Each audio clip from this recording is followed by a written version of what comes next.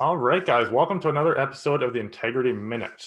I'm your host, Louis Vandervalk, and this podcast is sponsored by Integrity Junk Removal and Demolition. And I'm joined today by Alicia Phillips and Kevin Laboef of Educated Beards. Guys, I'm excited to have you on today. Thanks so much. We're excited to be here. Yeah, this is. Thanks. I've tried to get you guys for a while on another podcast of mine, and I was saying to Alicia before that I had to change the podcast format up in order to get you guys to come on. So, yeah, tell everyone, in the local community and whoever's listening, who you guys are, what you do, a little bit about your story. Sure. So we are Educated Beards. We're a local company based out of Fredericton, New Brunswick, and we manufacture and distribute all natural and organic men's grooming products. So things like beard oil, balm, wash. We're almost ready to launch our pomade, and we're looking at launching a shave line very, very soon. That's amazing. So, just as a backstory, and some people may not know this, but you guys, this was an idea not that long ago, right? Like, how long has Educated Beards been around? So we launched in 2000, like the end of 2017. So we're just in our fourth year now, or starting our fourth year. And we're in about 400 locations now. And at the end of this week, we're probably going to be in a little bit over 2,000. We just got on with a major distributor. That's going to change quite the size of our business and our operations. Everything is built now. The foundation is built and the system's built. Alicia's a really good CEO in terms of getting people lined up and then getting the ducks in a row. I'm kind of like the crazy one that has always brilliant ideas. And she reels me back, but yeah, it creates a really, really good team and a good atmosphere within our team.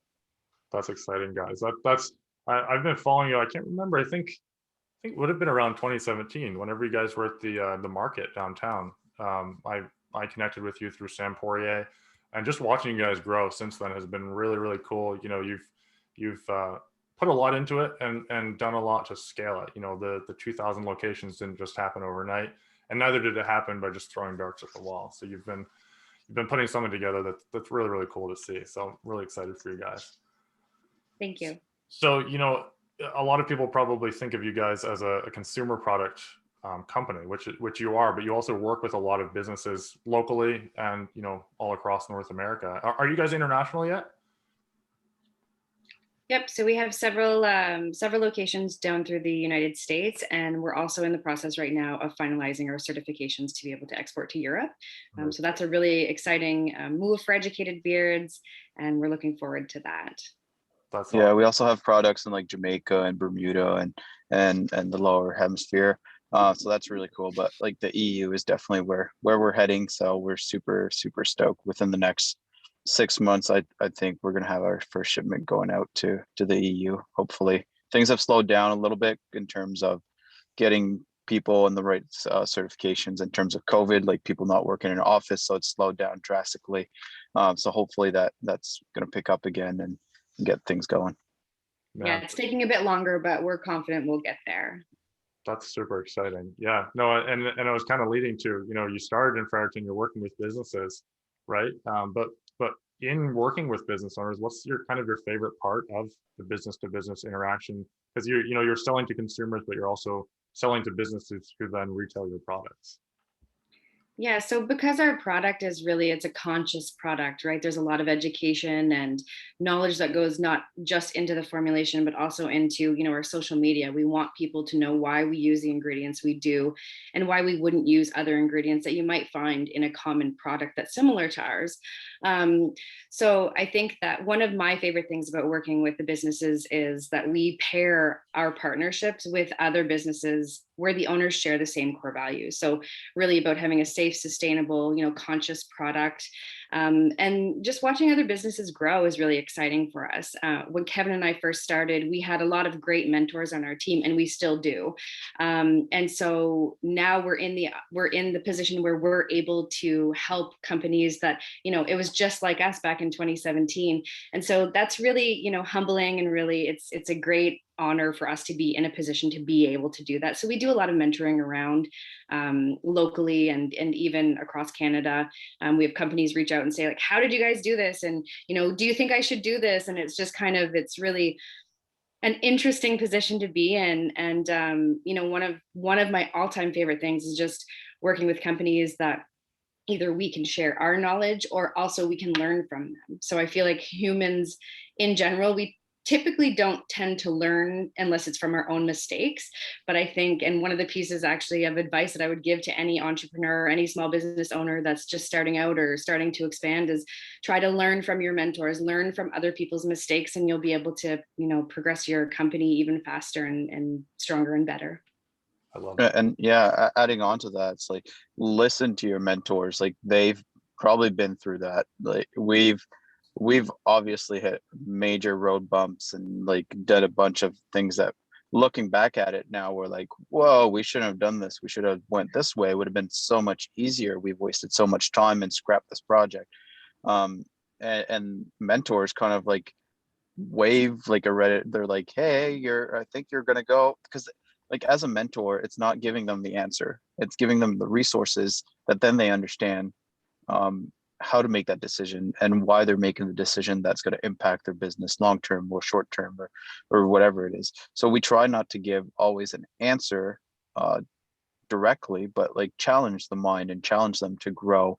And that in on the flip side, it also elevates you as an entrepreneur too, because you're always like challenging them, so you're challenging them yourself. I'll like, hey, like, what about doing this? And like, I'll jot down some stuff because I'm like, oh, this makes like total sense, we can apply it to this thing.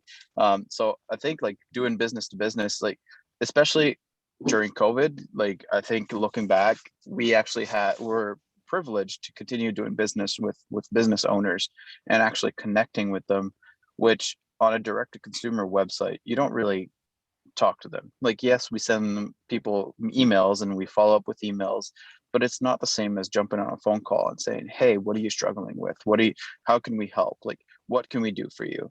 Did you know about this government program that exists? Like, we were sending all our retailers like, hey, there's this announcement. Do you know about this? Like, we were trying to share as much knowledge as possible and see these companies, because people put all their energy into these companies, and now it's like they're facing a really bad turn of events that did shut down a bunch of companies, which is horrible. Because if we look at our company and we had to close our doors, it's not because we wanted to close our doors, it's because you know what I mean? Like, putting myself in those positions was like, yeah, let's try to help as much as we could, and we gave like better terms to retailers, and so we work with them. I think that was a major thing that helped us like elevate as a company throughout this, like not just continuing to sell a grooming product, but more a service on top of it. A service in the community. That's cool, and I love that you guys are turning around and being able to mentor. Because that keeps your sword sharp too, right? So that's awesome. We're kind of talking about it here, but in regards to Fredericton businesses or businesses in general, referrals, networking, that's the lifeblood of a business. Once you get it rolling, you can't beat those. Do you guys have tips around, building a referral network, getting referral business? Do you have any tips or tricks that you've picked up along the way? Go ahead, Alicia. No, that's okay. Go ahead. For me, I think it's like, don't go seeking to become a mentor. It'll come to you when the time is right, and like, just do your job, like do what you're doing super well at your best of abilities, and people are going to notice that. And if you're making noise into like a busy really busy environment right now, everyone's online, and you stand out, then you're doing something right, and people are going to come to you in terms of a professional in that area, or like as a brand. But like the Chamber of Commerce, I'll let Alicia speak, but yeah, for me, it's like, just people will approach you and you'll get networked that way by doing things right. So just do you, and keep your eyes on the prize of like growing a company and getting more jobs created and more people. So I think that's my point. I love it. And I would echo a lot of that. Just, be authentically you. Most of us start a company or a business because we're passionate about what we're doing. So let that shine through. And Kevin mentioned the chamber. They have been great for networking. And so, join organizations like that in your local community. Yeah. I love it. Planet Hatch, like in Fredericton, like Planet Hatch, the more you're involved with startups and even like small, medium, even large businesses, the people that you're going to meet, that you never know who that person knows. So don't ever like disregard or discriminate against like someone that's a janitor or some, like, you know what I mean? Like, it doesn't matter what the position is, that network flows through so many things. Like, hey, do you know this person? Like, even for example, like Lewis, I think, do we meet before I met like Chris, the massage therapist, which is like, you know what I mean? Like, it's so crazy that everything's interconnected, and the word gets out, especially super fast between like a small city like Fredericton, which is kind of large, but it's a small scale city. Yeah, I think the word goes fast that just be yourself. Yeah, like Alicia said, be authentic. I love that. I love that. So, continuing on this vein here, do you guys have, business owners you'd like to highlight, people we should have on the podcast and chat with? Yeah, so I saw that question that you had sent, and so I made a tiny little list here. So I'll just kind of run through it really quickly, and then feel free to ask any questions about any of the companies. But Hannah with Snack, so she makes vegan, all natural snack foods that are actually delicious. You think the word vegan, and we've come so far as the taste and the quality of foods, and her snacks are absolutely incredible. Now I feel like I'm doing a commercial. I love it. I love it. Chris English at Back and Balance, Levi Lawrence with Pragmatic Solutions, Kat Roberts with Surface Float, Jen Tuttle with the Nest Yoga Studio, Julianne Now with the Now Show. They're the ones that I could think of right off the top of my head. And I'm sorry for any of the other ones that I talk with daily. And I love you too. I love it. Yeah, shoot me a message if you think of any more. I will for sure. Mm-hmm. Yeah, one that's been really helpful for myself is Paul Robert Simmons. He's been a great wealth of knowledge, especially in the retail space, and understanding how retail works, and especially like in the clothing industry, it's like always switching and adapting and being resilient to change. So he's been a huge mentor to myself.